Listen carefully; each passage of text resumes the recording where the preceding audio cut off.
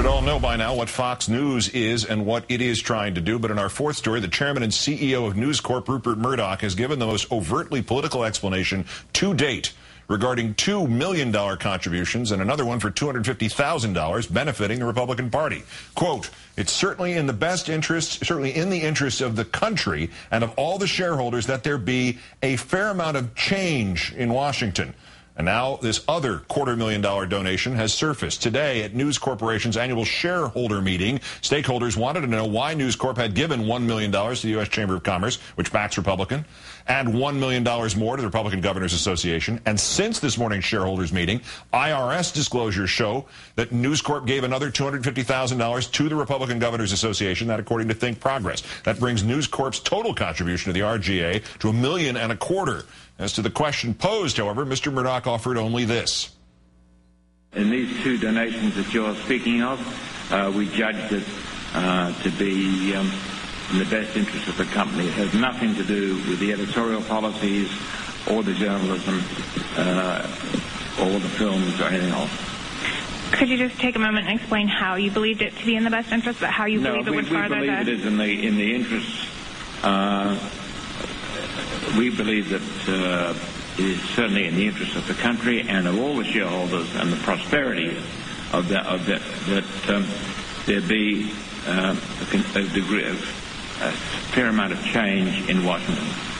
Murdoch also said that News Corp's Political Action Committee had given more money to Democrats than to Republicans, but yet another shareholder correctly noted that those donations had been comparatively small, $78,000 to Democrats, $66,000 to Republicans in various congressional races. The shareholder further noted that the $1 million donations by News Corp, that would be kind of different. They were unusual, and we made them because we decided that that was in the interest of our shareholders and the country.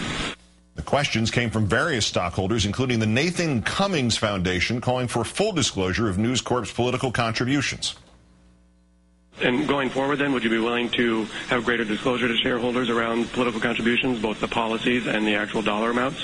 It's particularly troubling to shareholders that, in particular, the U.S. Chamber contribution was only learned of by shareholders because of a leak to the press. So would the board consider much broader disclosure around political spending? Yeah, we'll consider it from time to time. I don't believe we'll be doing it again, but we'll see. Would you be willing to engage shareholders in that process? No. Sorry, you have the right to vote us off the board if you don't want that. On that note, let's turn to the Washington editor of The Nation, MSNBC contributor Chris Hayes. Good evening, Chris. Good evening, Keith. He's a real prince, isn't he? No, as we said before, he's a real emperor, as in the one from Star Wars. Reduced to its essence, what did Prince Murdoch just do there? Well, it was the Cheney treatment. I mean, this is, you don't like it, screw you, sell the shares, try to vote us off the board.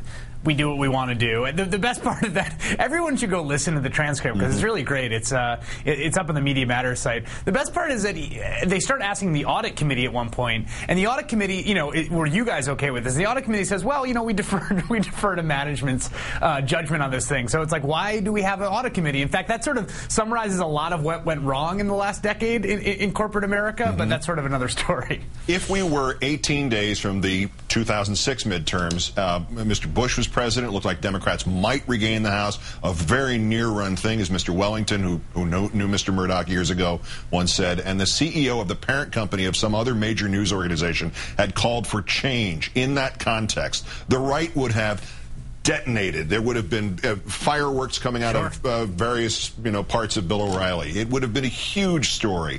Fox has now built up this effective strategy here. Oh, it's just attacks for ratings. It's that Olbermann guy again. It's those Media Matters guys. Is the result of this the media complacency over what Murdoch and Fox do and say, or do people just genuinely not care? It's a good question. I think people do care.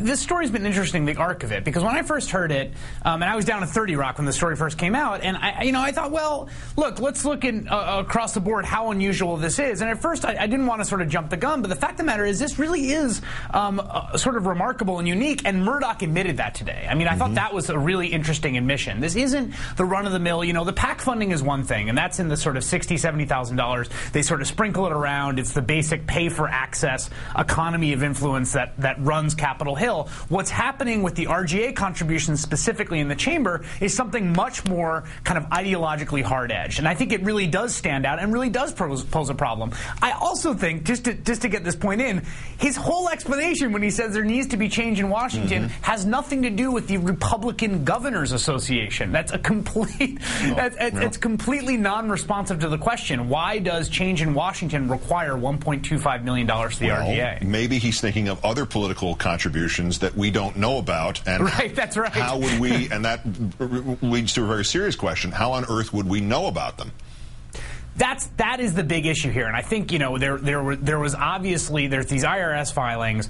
Getting at this disclosure is very difficult. Now, some of it might come out later, but the problem is that it's not prompt. I mean, the way that the post-Watergate campaign finance regime works is that you have fairly prompt, regular filing deadlines. Now, the reason the disclosure is so important is not because it fixes things. It's not a panacea, but it is a disincentive, and we've seen it in one big case, which was Target, right? When Target in Minneapolis wanted to fund an anti-gay candidate, they took hell for it because people found out and they went back after Target.